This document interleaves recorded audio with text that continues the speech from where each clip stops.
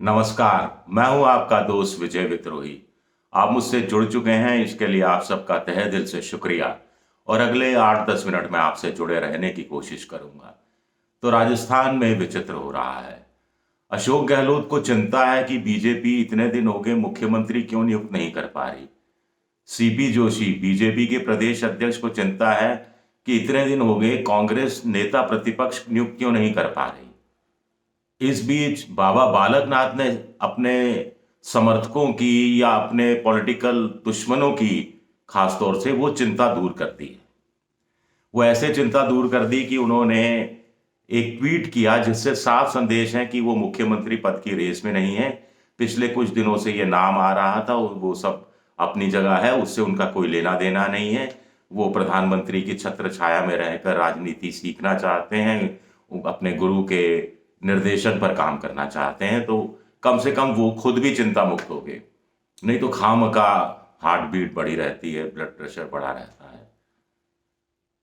अब चिंता राजस्थान की जनता को है कि भाई नया मुख्यमंत्री आए, मंत्रिमंडल का गठन हो, मंत्री बने, कामकाज संभालें, तो कामकाज सरकारी शुरू हो। पूरा मशीनरी ठप पड़ी है, कामकाज ठप पड़ा है, कोई नया फैसला कोई ले नहीं रहा। कार्यवाहक मुख्यमंत्री हैं जिनको गोगा मेडी, जो सुखबीर सिंह की हत्या हुई तो एनआईए जांच की बात, गहलोत कह रहे हैं साहब मैं कार्यवाहक मुख्यमंत्री हूं तो मुझे साइन करने पड़ रहे हैं। तो जनता भी ये इसमें है कि नया प्रशासन आए, सब कुछ धरता सुचारू रूप से शुरू हो, क्योंकि कई बिल अटके पड़े हैं, बिल क्लियर नहीं हो रहे, दवाइयों के बिल खास तौर से क्लियर नहीं हो रहे। सबको डर है, आशंका है, नई सरकार आएगी पता नहीं क्या फैसला करेगी, क्या फैसला नहीं करेगी। वैसे तो देखा जाए तो बाबा बालकनाथ अब रेस से हट चुके हैं। कुछ लोग कह रहे हैं रेस में शामिल ही नहीं थे तो क्या हटेंगे। सीपी जोशी ने प्रेस कॉन्फ्रेंस की जयपुर में आज। बड़ी उम्मीद थी कि कम से कम कौन बनेगा मुख्यमंत्री ये नहीं बताएंगे, लेकिन ये तो बताएंगे कि कब बनेगा मुख्यमंत्री। इसको भी वो टाल गए। 2-3 बार सवाल पूछा गया कि पर्यवेक्षक कब आएंगे जयपुर, विधायक दल की बैठक कब होगी। शीघ्र बता दिया जाएगा, शीघ्र बता दिया जाएगा, अति शीघ्र बता दिया जाएगा। ये शीघ्र अति शीघ्र कब होगा ये कुछ पता नहीं। पर्यवेक्षक जो आ रहे हैं उसमें राजनाथ सिंह जैसी बड़ी शख्सियत है, विनोद तावड़े हैं, सरोज पांडे हैं, लेकिन राजनाथ सिंह को जयपुर भेजा जा रहा है, ये बड़ी बात है। 3 बार राष्ट्रीय अध्यक्ष रहे, नंबर 2 कहलाते हैं, रक्षा मंत्री हैं, और इतने बड़े व्यक्ति को राजस्थान क्यों भेजा जा रहा है? तो क्या कोई आशंका है, क्या कोई डर सता रहा है? ये समझ से परे है। क्या ये बीजेपी आलाकमान चाहता है कि विधायक दल की बैठक निहायत शांतिपूर्ण ढंग से निपट जाए, कोई विधायक चूं चपाट ना करे, कोई कुछ बोले नहीं, और सर झुकाकर हर कोई एक ही प्रस्ताव पर तुरंत फुरंत 5 मिनट में सहमति दे दे कि मुख्यमंत्री अगला कौन होगा, आला कमान पर हम सौंपते हैं, एक लाइन का प्रस्ताव पारित हो जाए, छुट्टी हो जाए, और फिर उसके बाद लौट जाए पर्यवेक्षक दिल्ली और दिल्ली से ऐलान हो। या सब कुछ ठीक रहा तो जयपुर से भी ऐलान हो सकता है, वर्चुअल भी ऐलान हो सकता है। कहा जा रहा है कि जेपी नड्डा जो राष्ट्रीय अध्यक्ष हैं वो सभी राजस्थान के नवनिर्वाचित विधायकों से वर्चुअल बात करेंगे।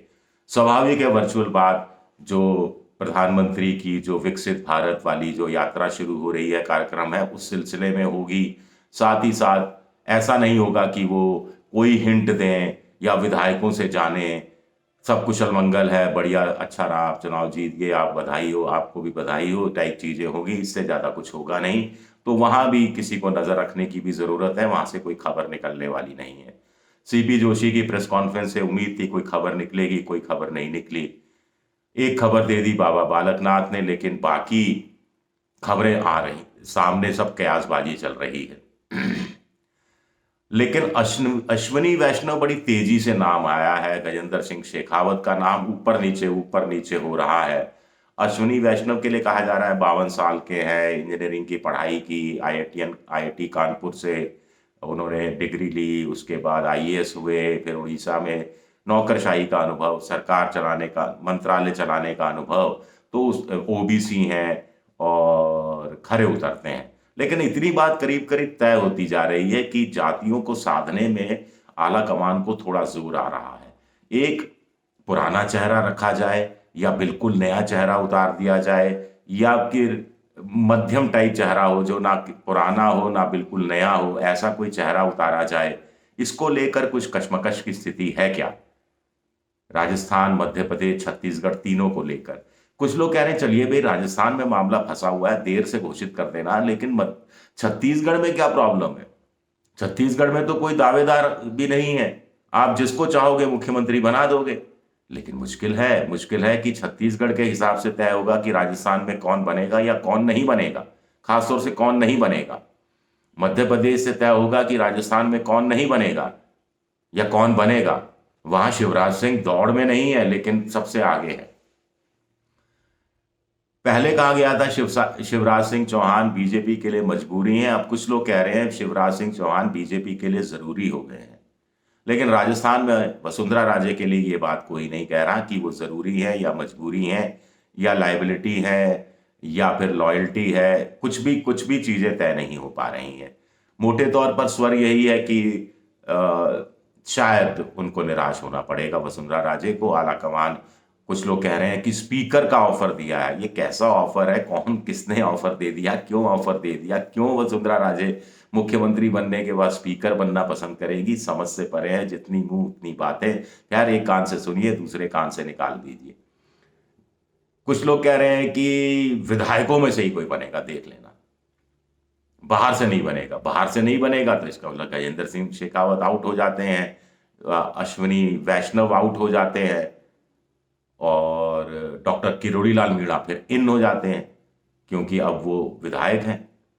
राजकुमारी दिया का नंबर लग सकता है क्योंकि अब वो विधायक हैं और दूसरी बार की विधायक हैं।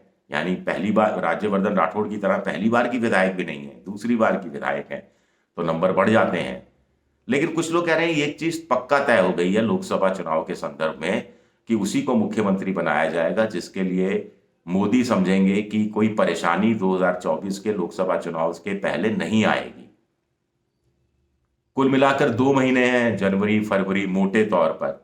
मार्च में तो आचार संहिता लगी जाती है। कुछ लोग कह ले अर्ली इलेक्शन हो सकते हैं, हो सकता है कि मार्च में इलेक्शन हो जाए तो आचार संहिता फरवरी फर्स्ट वीक में लग जाए, तो इस हिसाब से नए मुख्यमंत्री को महीना भर काम करना पड़ेगा, उसके बाद फिर आचार संहिता लग जाएगी, तो किसी को भी बनाया जा सकता है। ऐसे में तो उसमें भी कोई प्रॉब्लम नहीं है।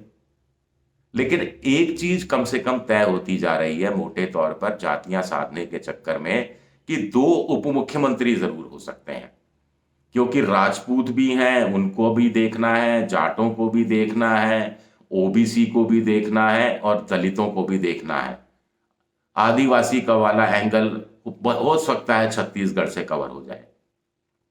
तो कम से कम इन 4 जातियों को देखना है मोटे तौर पर कहा जा रहा है। और पोस्ट तो आपके पास एक है मुख्यमंत्री की, नहीं पोस्ट भी 4 है। जैसे मोदी जी ने 4 जातियां या वर्ग गिना दिए कि गरीब सबसे बड़ी जाति है, युवा है, महिला है, किसान है, ऐसे ही 4 जातियों को आप 4 बड़े पदों के जरिए साध सकते हैं। एक मुख्यमंत्री का पद है, 2 डिप्टी चीफ मिनिस्टर का पद है, 1 स्पीकर का पद है। वैसे तो लोग कह रहे हैं 5वां भी होता है, मुख्य सचेतक भी होता है। तो क्या करेंगे, कब करेंगे, क्यों नहीं कर रहे, बड़े सवाल उठ रहे हैं। शुक्रिया मेरा ये वीडियो देखने के लिए, बहुत बहुत शुक्रिया।